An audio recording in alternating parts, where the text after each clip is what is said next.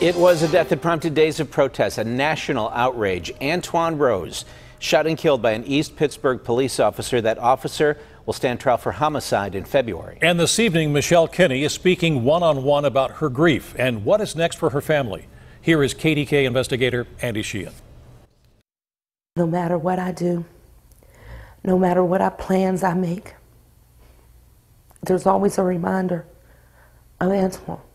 3 months after her son, Antwon Rose, died in a hail of bullets from East Pittsburgh officer Michael Rosfeld's gun, she carries with her a mother's grief, a pain etched on her face. I wake up every morning and open my son's door, knowing that he's not there. That officer is somebody's son, and I wouldn't wish this on his mother. Although it will never bring Antwon back, Michelle Kenney wants justice for her son, a conviction, and prison time for Rosfeld. I can't believe that it was someone in a blue uniform who took my son's life. Because you respect police officers that much? I worked there. The daughter of a police officer who worked more than a decade as an administrative assistant to the mayor and police chief of Wilkinsburg, she's aware of the pressures of the job, but believes her son's shooting cannot be justified. All policemen are not bad. There's probably one bad apple in every bunch. But you have to get rid of the bad apple when you know it's bad.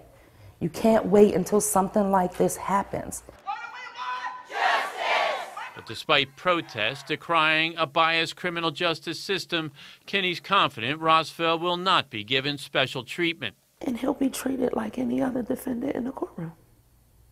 I believe that. I know that there are other people that don't. That's why I'm not upset and running around hollering and screaming, because I believe in the system. And though convictions of police officers are rare, her attorney Fred Rabner believes the case could send a message to the rest of the country. Where a young man is running away, causing no danger to the individual pulling the trigger, and he's shot in the back, it's important, in order for justice to be restored, that a conviction occur. I keep saying it, the facts are the facts. Change them. You can try to distort them, you can try to alter them, but the facts are the facts. My son is dead. Today she carries Antwon close to her heart, a picture on a pendant around her neck. And while Rosfeld's conviction could be a kind of closure, she believes her own grief will be unending. I'm actually in the process of paying for my son's headstone. No mother ought to be able to have to do that. Not when my son didn't make it to be 18 years old. Now, Michelle Kenney knows a conviction in this case will not take her grief away, but she is anxious for court proceedings to begin. Michael Rosfeld is scheduled to go on trial on criminal homicide charges in February. Ken, back to you.